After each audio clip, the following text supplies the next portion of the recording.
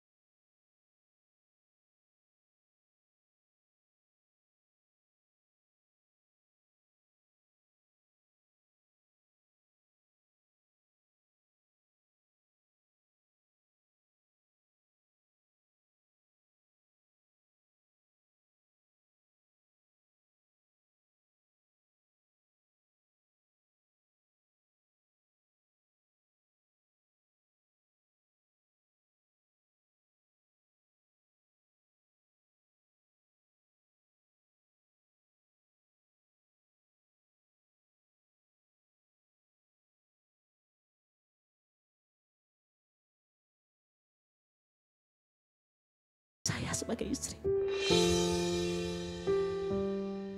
Setelah itu ada ipar saya ke rumah, marah-marah sampai mengusir saya pergi dari rumah ini.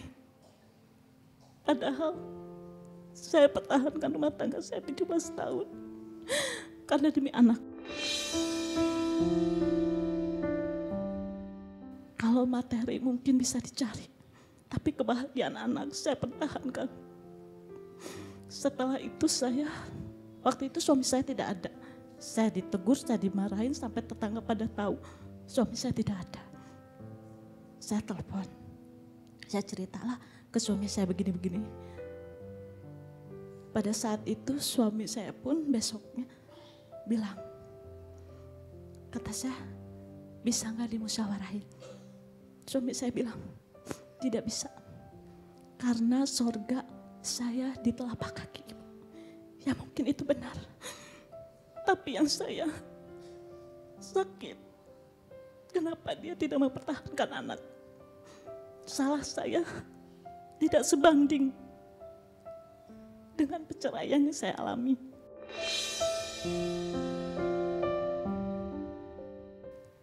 Setelah itu saya bilang sama suami saya, oke, saya terima keputusan, saya terima cerai. Tapi jangan pernah minta kembali lagi. Saya pernah berucap, ingat ya, kamu punya orang tua perempuan, kamu punya adik perempuan. Suatu saat bisa merasakan jadi janda rasanya seperti apa. Setelah itu saya bercerai. Di saat saya diceraikan, tidak ada keadilan buat saya.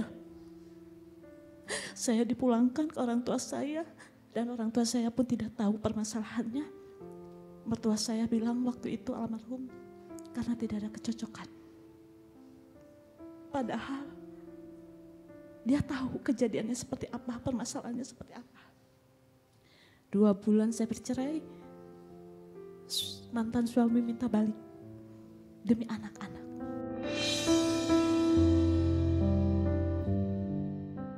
Saya tolak, Pak Ustadz.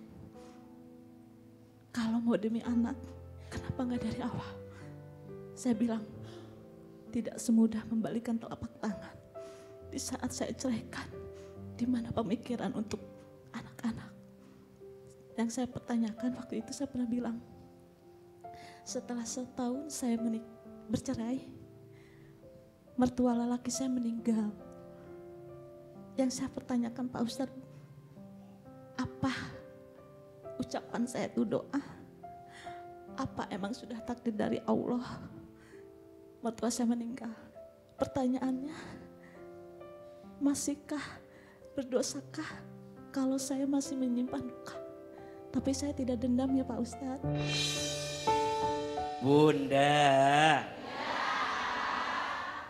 Satu, Ahilman selalu ingin menyampaikan kepada semua yang berumah tangga untuk senantiasa menghadirkan kebaikan kepada orang tua. Baik orang tua pasangan kita, baik orang tua kandung kita. Ingat ya, mertua itu adalah orang tua kita. Tidak boleh kita membeda-bedakan ini ibuku, itu ibumu, tidak. Setelah menikah itu berubah dari aku jadi kita. Tidak boleh ada perbandingan antara ibu dengan istri.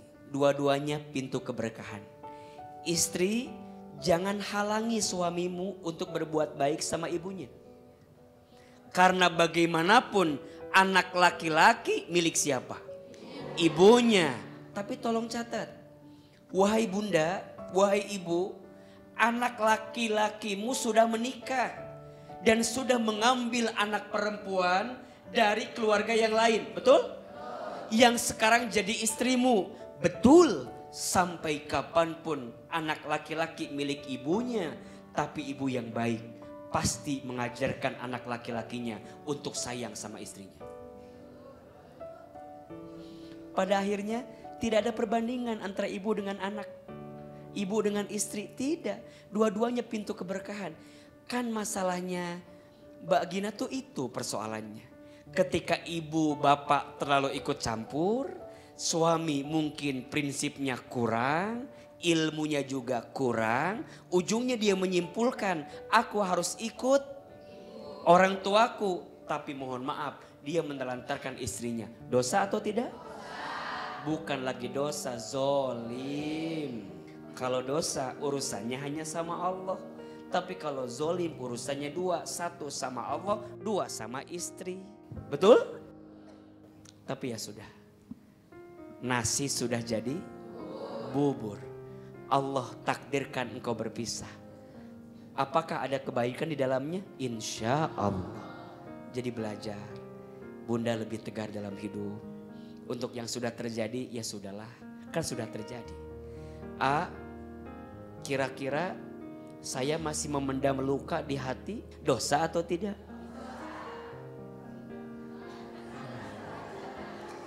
Inilah yang sering AA bilang, bisa memaafkan, belum bisa melupakan. Wajar tidak? Kita manusia bunda. Betul? Berarti bunda kalau udah gak dendam, pelan-pelan lepaskan. Kadang ada istilah begini, kalau bunda ingat dengan seseorang, namanya rindu. Namanya apa? Rindu. Kalau bunda memberikan perhatian sama orang, namanya sayang.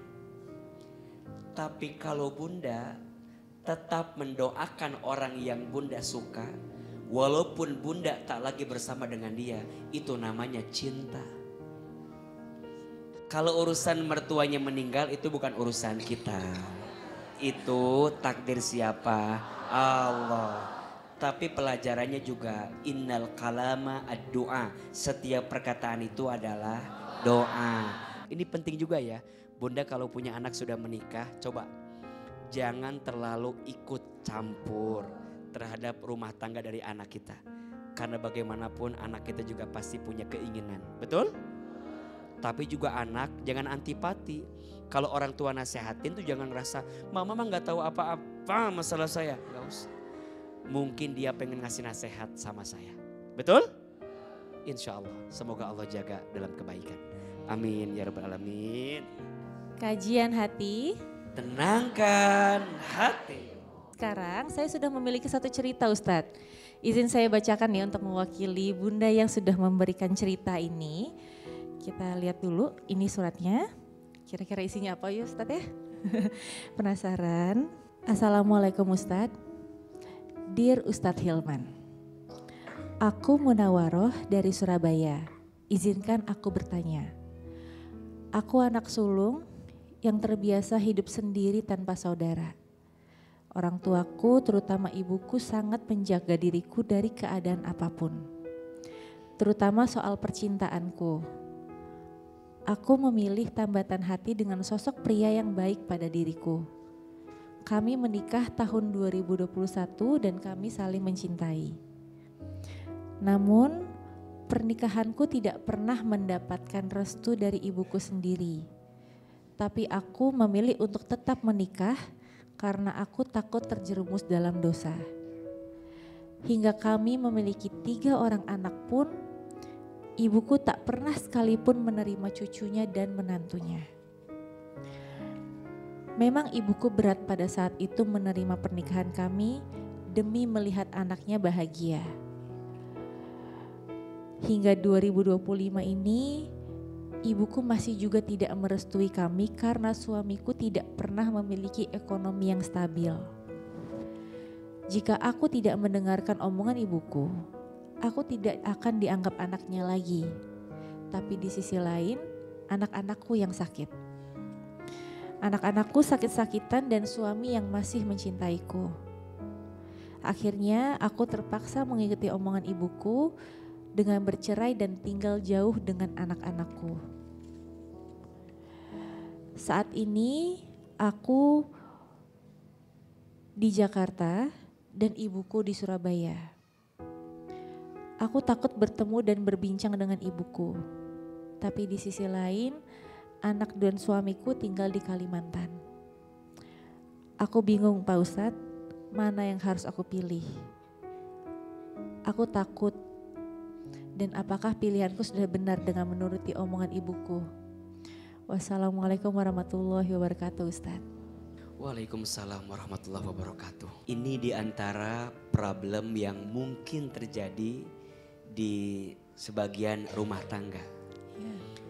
Satu sisi ini ibu orang tua, satu sisi ini suami. Maka bagaimana sikap terbaik? Kita harus tahu dulu posisinya. Bunda sayang, seorang istri itu sebelum dia menikah yang bertanggung jawab atasnya siapa? Ayahnya. Dan ketika seorang perempuan sudah menikah, maka yang bertanggung jawab kepadanya siapa? Suaminya. Maka berpindah dari tanggung jawab ayah kepada suami. Hal ini juga sekaligus menjelaskan bahwa kita sebagai istri harus benar-benar taat patuh kepada siapa? Kepada suami. Dan mulai hari ini saya mohon ya, para bunda jangan memandang menantumu dari urusan materi. Karena hidup bukan hanya tentang materi.